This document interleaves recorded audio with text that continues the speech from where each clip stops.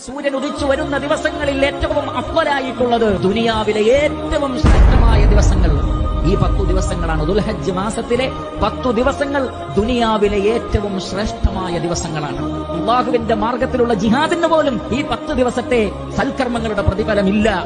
ഈ 10 ദിവസങ്ങളിൽ അള്ളാഹു സൽക്കർമ്മങ്ങളെ ഇഷ്ടപ്പെടുന്നത് പോലെ വേറെ ഒരു ദിവസവും അള്ളാഹു ഇഷ്ടപ്പെടുന്നില്ല. എന്ന് പറഞ്ഞാൽ സൽക്കർമ്മങ്ങളെ അള്ളാഹു ഏറ്റവും കൂടുതൽ ഇഷ്ടപ്പെടുന്നത് ഈ ദിവസങ്ങളിലാണ്. അതേത് സൽക്കർമ്മമാകട്ടെ, നമസ്കാരമാണെങ്കിലും ശരി, നോമ്പാണെങ്കിലും ശരി, ദിക്റുകളാണെങ്കിലും ശരി, ദുആകളാണെങ്കിലും ശരി, സദഖയാണെങ്കിലും ശരി, കുടുംബബന്ധം ചേർക്കലാണെങ്കിലും ശരി, ദഅവത്താണെങ്കിലും ശരി, ഏത് നന്മകളാകട്ടെ ആ നന്മകൾക്കൊക്കെ വമ്പിച്ച പ്രതിഫലം ലഭിക്കുന്ന ദിവസങ്ങളാണിത്.